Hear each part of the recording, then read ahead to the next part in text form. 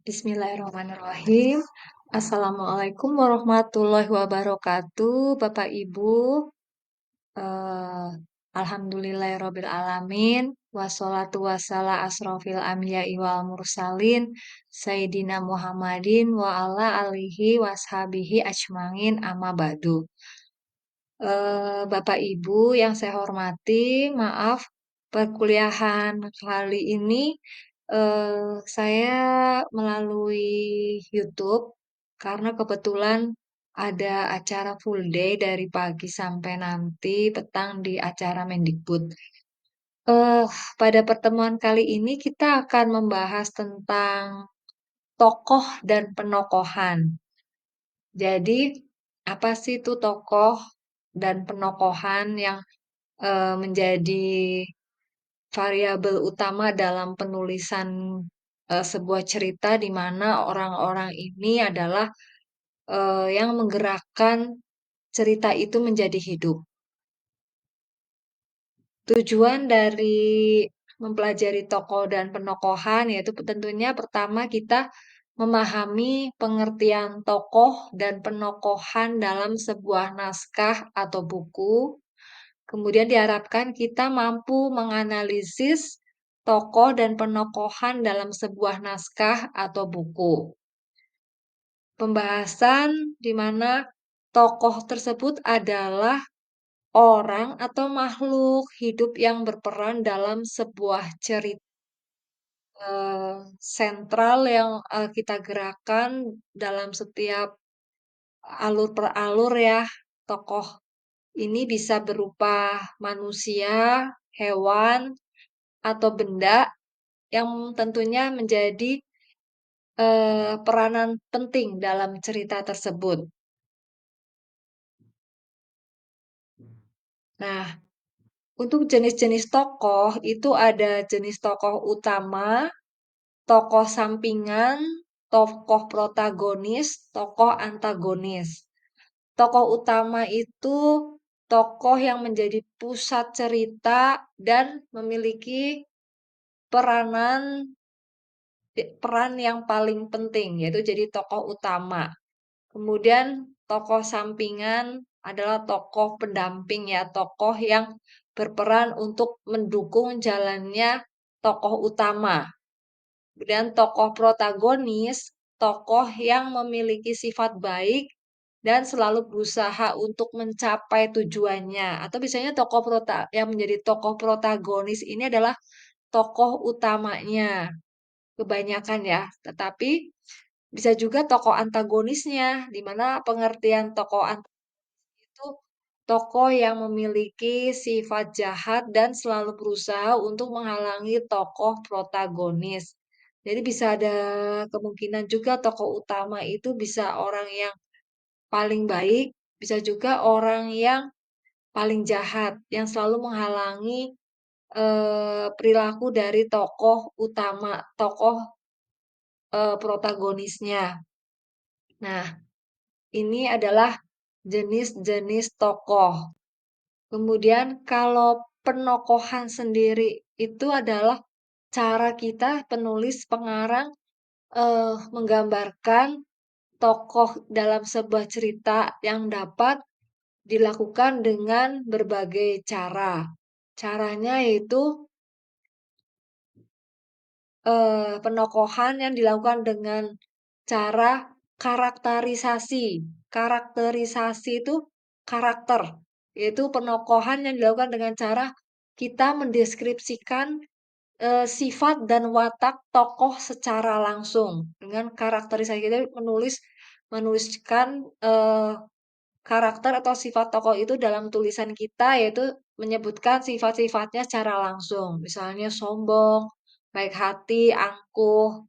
Kemudian bisa juga dengan dramatisasi, di mana penokohan yang dilakukan dengan cara menggambarkan tokoh itu melalui dialog dan tingkah lakunya. Jadi dengan percakapan kita bisa menebak sifat atau karakter dari tokoh tersebut. Misalnya dalam sebuah kalau Budi itu anaknya baik loh, dia selalu menolong setiap orang yang meminta pertolongan. Nah, dari suatu dialog kata Anya.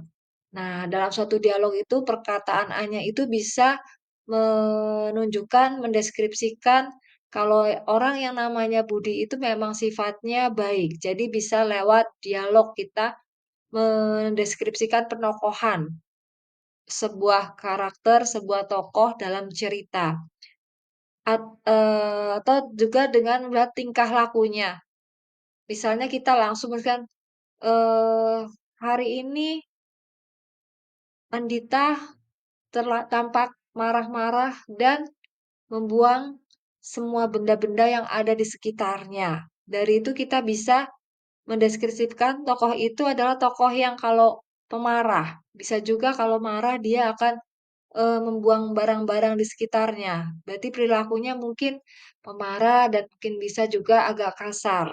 Nah, kemudian juga bisa dengan tema, yaitu penokohan yang dilakukan dengan cara menggambarkan tokoh melalui tema cerita. Misalnya tema tentang kita ngambil tentang tolong-menolong. Berarti otomatis tokoh di situ mungkin tokoh yang sifatnya baik, baik. Tapi bisa itu kalau temanya spesifik tolong-menolong. Misalnya temanya general, tentang cerita kehidupanku. Nah, banyak nih cerita-cerita dari Bapak Ibu di kemarin yang dikumpulkan bersamaan dengan tugas UTS tentang cerita kehidupanku, di mana di situ juga ada menampilkan tokoh yang antagonis dan protagonis. Temanya beragam. Ternyata tema cerita kehidupanku ada menghadirkan eh, orang-orang di sekitar kehidupan kita itu tidak semuanya baik. Ada juga yang menentang cita-cita kita, keinginan kita. Nah, dari tema pun kita bisa menggambarkan tokoh melalui tema cerita. Oke. Kemudian analisis tokoh dan penokohan. Analisis tokoh dan penokohan itu dapat dilakukan dengan memperhatikan hal-hal sebagai berikut. Analisisnya dengan nama. Nama tokoh dapat memberikan gambaran tentang sifat atau watak tokoh tersebut. Misalnya namanya Anissa. Itu berarti kita bisa namanya Anissa pasti orang eh, Muslim, kemudian lembut, cantik, hatinya baik. Jarang ya kalau namanya Anissa itu, apalagi tuh nama dalam Al-Quran, wataknya itu pemarah, menjengkelkan. Mungkin juga bisa ada juga situ, tapi mungkin kita mencari yang ketepatan atau keselarasan nama dengan karakter itu bisa juga untuk membentuk sebuah penokohan. Kemudian umur. Umur itu juga dapat memberikan gambaran tentang pengalaman dan tingkat kematangan tokoh tersebut.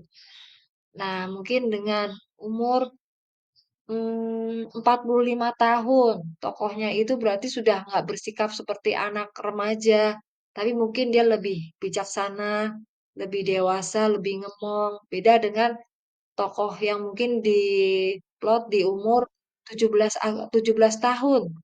Nah, pasti sifatnya remaja sekali ya, masih suka dengan kehidupan dunia. Beda dengan orang yang di umur 45 tahun. Mungkin dia sudah lebih menyukai rumah. Tuh. Oke. Kemudian pekerjaan. Pekerjaan tokoh juga dapat memberikan gambaran tentang status sosial dan kehidupan tokoh tersebut. Misalnya pekerjaannya sebagai manajer perusahaan elektronik Indonesia. Nah, pasti dia eh, pendapatannya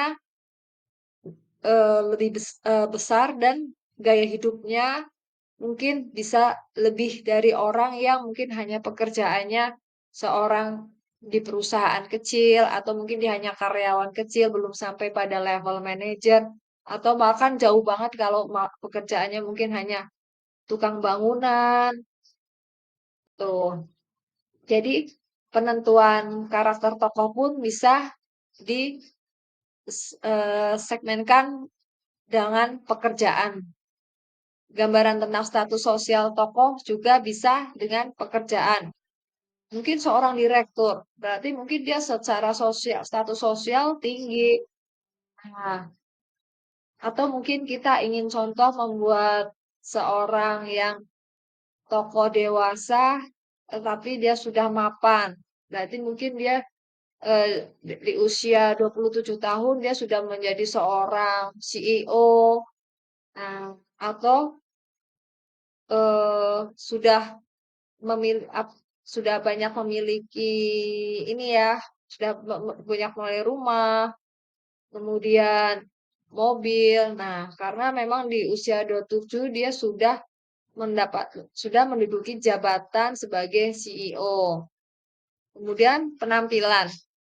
Penampilan tokoh itu juga dapat memberikan gambaran tentang fisik dan kepribadian tokoh tersebut. Penampilannya eh, apa ya istilahnya perlente, rapi, kemudian berarti menunjukkan mungkin bisa menjadikan karakter itu oh ini orang yang selalu em, memperhatikan penampilan juga. Kemudian dia bisa seperti itu karena memang ada modalnya, ada uangnya. Jadi mungkin baju jamnya tuh yang bermerek. Nah, tuh. Dan kepribadian tokoh juga bisa dari baju misalnya menggambarkan seorang ulama, mungkin dia bajunya memakai baju koko, kemudian memakai peci, selalu membawa tasbih. Nah, itu penampilan. Emang kita ingin membuat karakter tokoh seorang ulama seperti itu. Oke. Kemudian analisis tokoh, masih analisis tokoh dan penokohan, sikap dan tingkah laku. Sikap dan tingkah laku tokoh itu dapat memberikan gambaran tentang sifat dan watak tokoh tersebut. Kita bisa dengan sikapnya, eh, misalnya ada suatu kalimat yang menuliskan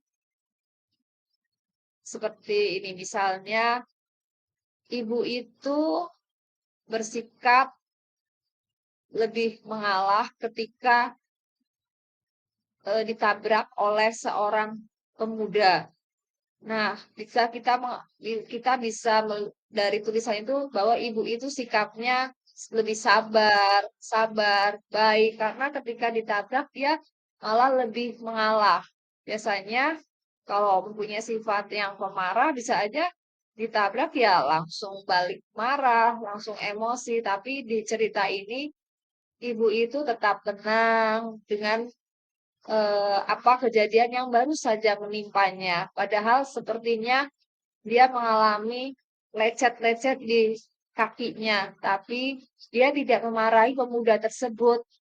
Nah, dari kata-kata itu, dari kalimat itu kita bisa menganalisa bahwa sikap ibu itu adalah seorang ibu yang baik, yang sabar, yang tidak cepat marah. Tuh. Kemudian bisa juga dengan dialog. Dialog itu dapat memberikan gambaran tentang pikiran dan perasaan tokoh tersebut.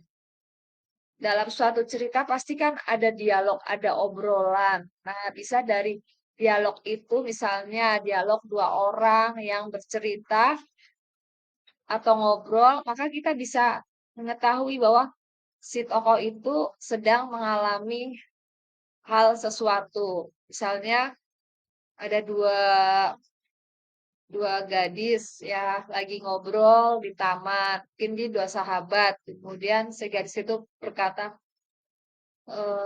semalam mamaku dan papaku sepertinya bertengkar hebat di kamarnya.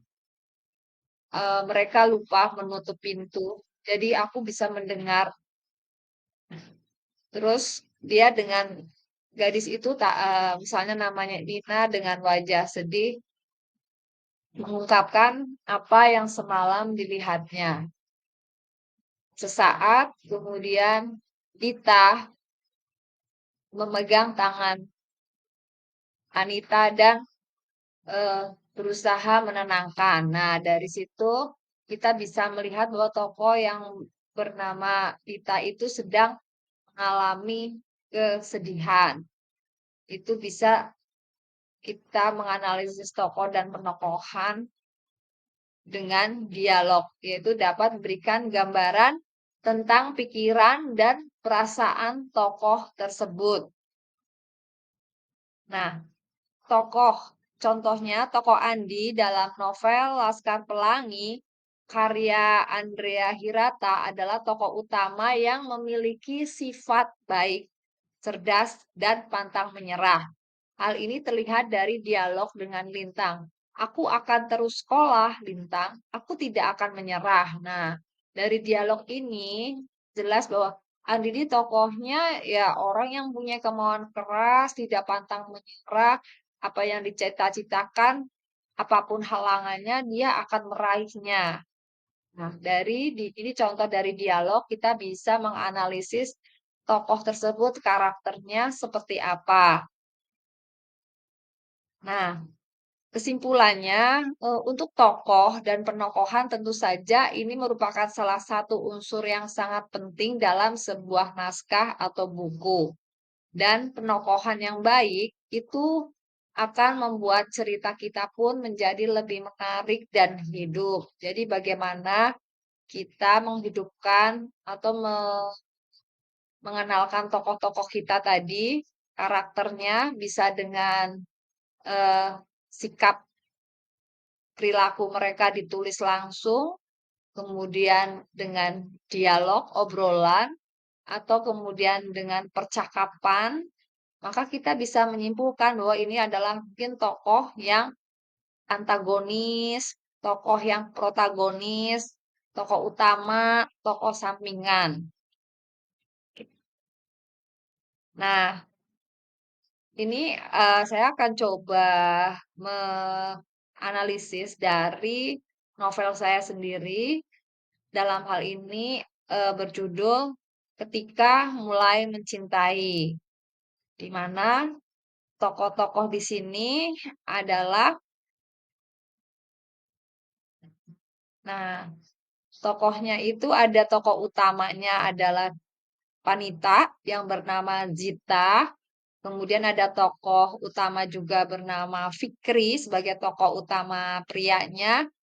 Kemudian ada Fauzi, tokoh sampingan, di mana Sita ini sebagai tokoh protagonis, Fikri juga tokoh protagonis, Fauzi adalah tokoh sampingan atau tokoh antagonis.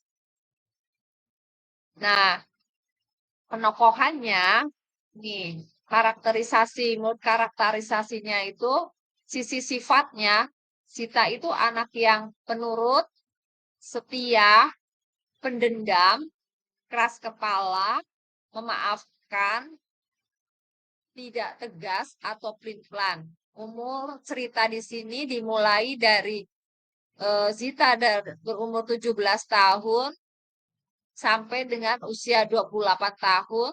Kemudian pekerjaannya seorang dosen, penampilannya Zita ini tinggi, cantik, intelek atau pintar, dan kalem. Nah, kalau untuk Fikri itu adalah tokoh pria yang karakternya itu sifatnya setia, pemaaf, baik hati, agamis. Sama mulai juga dari penceritaan di umur 17 tahun dan sampai kisahnya itu di umur 28 tahun. Pekerjaannya Fikri seorang pebisnis. Penampilannya tinggi, kalem, cakep, nyantai. Ya, ada tokoh antagonisnya yaitu Pozi. Pozi di sini bertindak sebagai protagonis, antagonis, di mana dia berumur sama ceritanya dimulai dari umur 17, 28 tahun, pekerjaannya dosen, penampilannya tinggi, ganteng, intelek, tajam pandangannya, dan selalu rapi. Nah, tokohannya tokoh-tokoh itu bisa terlihat seperti apa sifatnya dari, misalnya dari dialog. Dialog. Nah, ini tentang Zita ya. Ada dialog yang mengatakan, aku lulusan luar negeri. Pergaulanku adalah orang-orang yang modern dalam menyikapi arti sebuah pernikahan. Tapi saat aku balik ke Indonesia, akhirnya aku harus menyetujui untuk dinikahkan dengan seorang pria yang jadi pilihan orang tua. Stupid thing, jerit batin Zita. Di sini kita bisa melihat karakter Zita, meskipun dia tokoh eh, protagonis yang baik, tetapi dia juga mempunyai sifat yaitu keras kepala.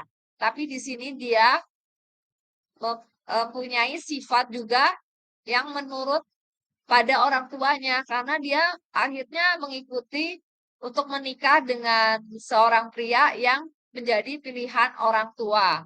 Jadi Sita di sini adalah anak yang berbakti kepada orang tua. Dilihat, meskipun kita nggak melihat menunjukkan Sita adalah anak yang berbakti kepada orang tua, tetapi dengan dialog ini kita bisa mengatakan bahwa Sita adalah tokoh utama di sini sebagai tokoh yang mengikuti atau menuruti permintaan orang tuanya, yaitu dinikahkan dengan pria pilihan ibunya. Nah, ada juga di sini Cita sudah percaya dan yakin sepenuhnya kalau memang Godzilla yang akan menjadi the first and the last. Tetapi semua harus hancur berkeping-keping ketika Fauzi akhirnya mengingkari semua janji dan rencana masa depan mereka. Rencana untuk menjalani hubungan ke jenjang yang lebih serius mengenai hubungan mereka yang terbina hampir 8 tahun. Dari dialog ini kita bisa menganalisa bahwa Zita itu adalah sosok wanita yang setia sebenarnya. Hubungan serius dengan Fauzi itu hampir 8 tahun. Hanya saja Fauzinya sendiri yang membuat hubungan yang tadinya baik menjadi rusak. Padahal mereka itu sudah mulai mulai mengurus untuk ke arah pernikahan, di mana kedua orang tua mereka pun sudah saling mengenal karena sudah 8 tahun. Bahkan Sita sendiri sudah menginginkan bahwa Fauzi itu ya cinta pertama dan akan menjadi cinta terakhir, the first and the last. Tetapi dalam cerita ini ternyata Fauzi mengingkari kesetiaan Sita. Nah, dramatisasi dari dialog juga ada kalimat dalam pikiran Sita, dia mengatakan dalam hatinya, makan tuh hitungan, makan tuh akibat terlalu lama menunda pernikahan yang sakral. Makan tuh kesombongan, kalau yakin Fauzi akan terus setia. Ini adalah jeritan hati Sita di dalam hati, di mana dia sebenarnya merasa dirinya waktu lalu terlalu sombong karena menunda-nunda juga pernikahan karena dia masih mengejar untuk keinginannya karir ya di dosen. Setelah S1 langsung S2. Demikian juga dengan Fauzi. Jadi mereka itu sama-sama berpacaran tapi menunda-menunda hubungan ke arah pernikahan sampai akhirnya Fauzi ini apa tersandung atau menyukai perempuan wanita lain. Nah, disinilah Sita merasa kecolongan ya. Coba kalau aku tidak menunda-nunda pernikahan, coba aku tidak terlalu mengejar karir, kesombongan, mungkin hubungan dengan Fauzi bisa diselamatkan. Tapi ya itulah memang itu jalan ceritanya ya di mana ini menjadi sebuah konflik ya, konflik permasalahan hati. Nah, ada juga kalimat sembari menatap tajam ke arah Fikri, pikirannya membangkitkan kenangan masa kecil yang suram. Masa yang penuh tangis karena kejahilan Fikri kecil. Semua masih tersimpan dalam otak Zita dan telah digarisbawahi dari kecil. Fikri adalah anak nakal. Bagi Zita, selamanya Fikri adalah anak nakal. Nah, di sini menunjukkan kalau Zita itu seorang wanita yang pendendam juga. Jadi ini di sini diceritakan bahwa Fikri yang dijodohkan dengan Zita ini sebenarnya sudah berteman dari kecil. Hanya saja Fikri itu namanya anak kecil ya, anak-anak itu suka sekali mengganggu atau bahkan sangat jahil terhadap Zita. Tapi di sini memang eh, ternyata Fikri itu memang sudah ada hati sama Zita dari kecil. Ya itulah namanya suka cinta dari kecil hingga terbawa ke dewasa. Hanya saja Cinta tuh masih banyak dewasa saat dijodohkan itu Cinta banyak menyimpan dendam yang menyimpan dendam karena banyaknya kejahilan Fikri waktu kecil terhadap Zita. Oke. Nah, di sini di dialog ini, iya Zid, aku juga tidak akan pernah memaksamu untuk apapun. Ya, aku terima jika pernikahan ini kamu anggap bohong putih. Walau aku sebenarnya tidak berharap seperti itu. Di sini, Fikri bisa kita apa ya analisis untuk penokohannya. Fikri ini laki-laki yang memang dulu kecilnya dia sangat nakal, sangat jahil, tetapi mungkin kenakalan atau kejahilan itu hanya untuk mencari perhatian saja. Dan setelah dewasa kita bisa menganalisis kalau Fikri ini orangnya sabar, kemudian dia bisa menghadapi kekerasan, kemarahan Zita, dia orangnya lebih tenang, lebih bisa mengendalikan emosinya dan bisa menjadi sosok yang lebih rasional. Nah, ini tokoh Fikri. Oh, berarti Fikri ini dan agamis. Di sini ada juga dia mengajak Zita untuk mengingatkan dia azan. Kemudian dia sendiri bangkit, wudhu, sholat, mengajak ayahnya Zita. Nah, ini sebelum Fikri dan Sita menikah ya dari kalimat itu bisa oh si Fikri ini orangnya alim, orangnya agamis dan pembawaannya lebih tenang, lebih bisa menenangkan Zita yang masih punya rasa dendam, marah dan tidak mencintainya karena dinikahkan secara dijodohkan. Nah, kemudian bisa juga tadi bisa dengan tema, di mana tema ini adalah tema cerita tentang cinta. Tokoh-tokoh dalam cerita ini biasanya digambarkan sebagai sosok yang romantis, penuh kasih sayang, dan rela berkorban untuk orang yang dicintainya. Mereka selalu berusaha untuk membuat orang yang dicintainya bahagia. Ini tergambar dalam dua tokoh utama tadi, yaitu Zita dan Fikri, yang menjadi penggerak cerita romans. Nah, untuk novel ini, Bapak Ibu bisa membaca secara online di iPusnas. Bapak Ibu bisa mendownload iPusnas baik di handphone maupun di ini di laptop. Nah, nanti cari saja judulnya tadi ketika mulai mencintai. Oke, Bapak Ibu, kebetulan eh,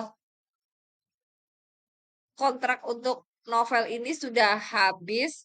Nah, saya meramu lagi untuk cerita ini untuk diterbitkan secara mandiri, yaitu Saat Cinta Hadir. Oke. Nah, terima kasih Bapak Ibu sudah saya sampaikan untuk materi hari ini. Nanti materinya akan saya share juga di grup WhatsApp. Mohon maaf, saya tidak bisa menemani secara Zoom. Terima kasih, Bapak Ibu. Silahkan bisa follow Askia Publishing Official untuk berbagai di situ ada berbagai macam kegiatan literasi juga eh, pembelajaran tentang literasi. Kemudian agak gado-gado sih, memang ada beberapa kontak yang mengisi untuk YouTube Askia. Kemudian untuk berbagai informasi tentang buku penerbitan bisa di Instagram kita Asia_Publishing. Terima kasih Bapak Ibu. Semoga selalu sehat. Hari ini ada UTS. Kemarin sudah cukup banyak dari Bapak Ibu yang untuk minta direview dan eh, Alhamdulillah ya sudah pada Bapak Ibu paham tentang apa itu tema, kemudian membuat judul, kemudian membuat sinopsis dan outline. Nah, ada beberapa juga Bapak Ibu yang dari outline sudah dieksekusi. Sementara nanti eksekusi itu untuk ujian akhir semester. Jadi ada beberapa yang sudah saya review juga dan saya kembalikan dengan note-note. Hanya mungkin ada kesalahan typo, kesalahan kalimat saja. Mohon nanti dibetulkan dahulu dan materi dan utuh cerita naskah utuh itu nanti buat ujian akhir semester. Terima kasih. Mohon maaf Bu Feni. Wabillahi taufik wal hidayah. Wassalamualaikum warahmatullahi wabarakatuh. Tetap jaga kesehatan Bapak Ibu.